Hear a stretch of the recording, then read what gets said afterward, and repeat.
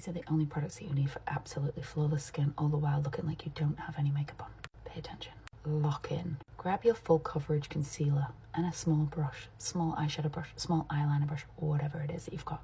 A little bit of concealer in that brush and remove a lot of it on the back of your hand. You're not wasting it, you're going to come back to that later.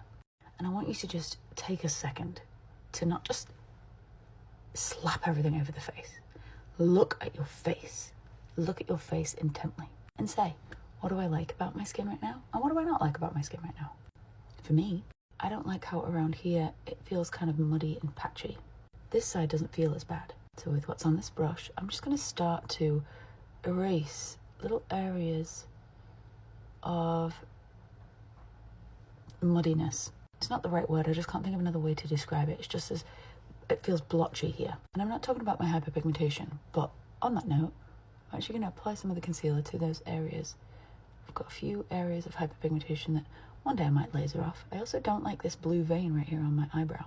Although it's a vein and it reminds me that I'm alive. So I do like that vein, I just don't want it to be apparent on my face. I do like this natural colour here around my eye, but I don't like the tones right here in the sort of eye trough. What do you call that area? I like these little tiny freckles or hyperpigmentation marks or sunspots, whatever you want to call them, but I do want to add a little bit of concealer just around the perimeter so that they're a bit softer. I don't like this red vein right there inside my nostril, but I do love all of these natural freckles across my nose. This is a beauty mark that somebody once tried to extract, so we're not going to cover that up. And then with your warmth of a fingertip, just tap to blend. The less firm you press, the more product will stay on the face. The more firm you press, wait, the other way around. Start again. The less hard you press, the more delicate the blend. The more hard you press, the more firm the blend. I think I need more of this. All right, so now a little bit more haphazardly, I'm just taking this brush. It's very small, but it's allowing for me to show you how little product you really need. I know that we're all different, we all have different skin types and different sort of concerns, but truly just going in with a small brush in a finite way and sort of deciding where you want the coverage to be as opposed to just a big brush with no control slapping it everywhere. This way you're making the decision versus the brush making the decision for you. All right, I'm picking up some more of that product on the back of my hand. This is actually the perfect amount if you've got pink veiny eyelids like me to just sort of skim around to just erase a little bit of that pink, but I don't want to go into the crease because it's going to crease, hence the word crease. So I'm going to go at the lash line and above and then blend with my fingertip just to merge the two areas together. And now you have from this to this. I know a lot of people will be like, I don't see any difference. It's not that big of a difference.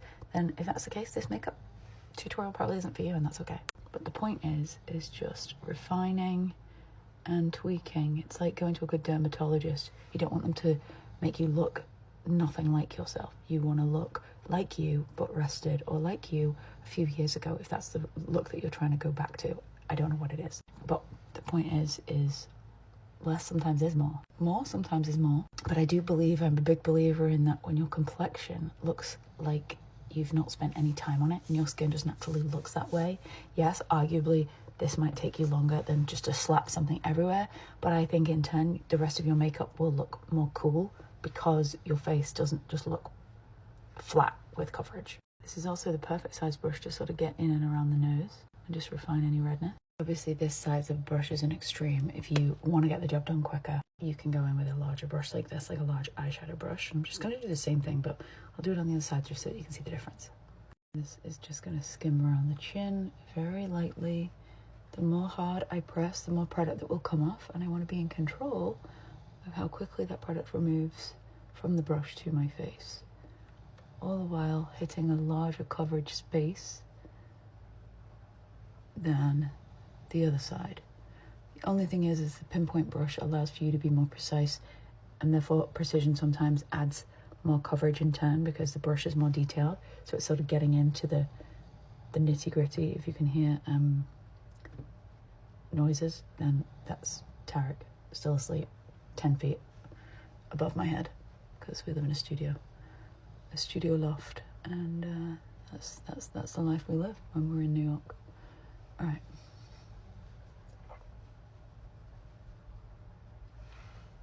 So the difference is this side I still have a little bit of the natural sort of discoloration in my face. This side is a little bit more evened out. But you can also blend the two concepts. You can take this brush as your majority spatial coverage, and you can go in with this brush and really refine everything in a little bit more of a detailed way and do some pinpoint coverage on this side of the face. I hope that was helpful, and I'll see you in another one.